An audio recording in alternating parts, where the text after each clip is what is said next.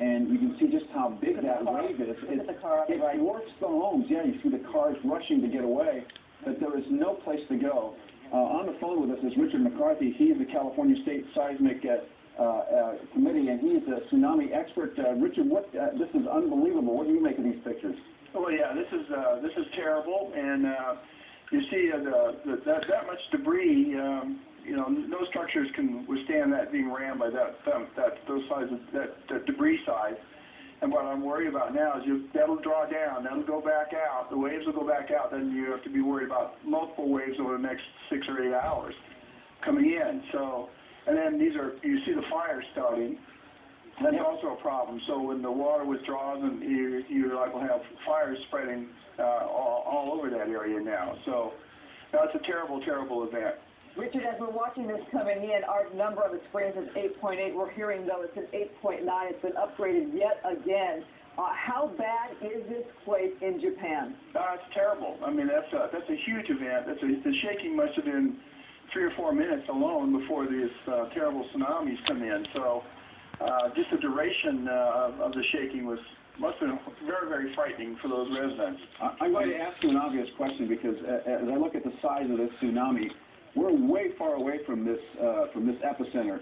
What are the chances of a tsunami hitting California as a result of this quake? Well, I think we're going to find out pretty soon when those waves pass the NOAA's dark buoys in deep water. Mm-hmm.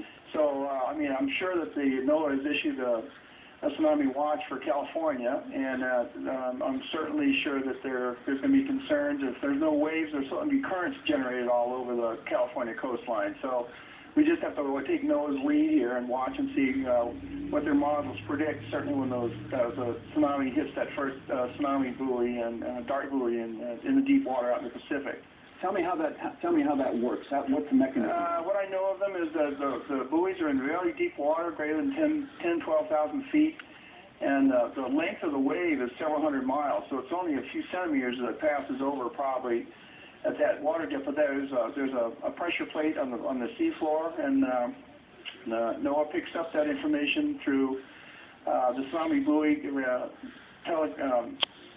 Talks to a satellite. Satellite goes to the Pacific Marine Environmental Lab in Seattle, and the NOAA gentlemen there will run the tsunami models, and they should be able to predict some run-up heights, if they're going to be run-up heights or currents, all along the west coast of the United States. So, Richard, if you're in the Marina del Rey area with the boats, if you're in, say, any of the boating areas, any of the coastal areas, are you supposed to take any action right now? Are they watching this closely?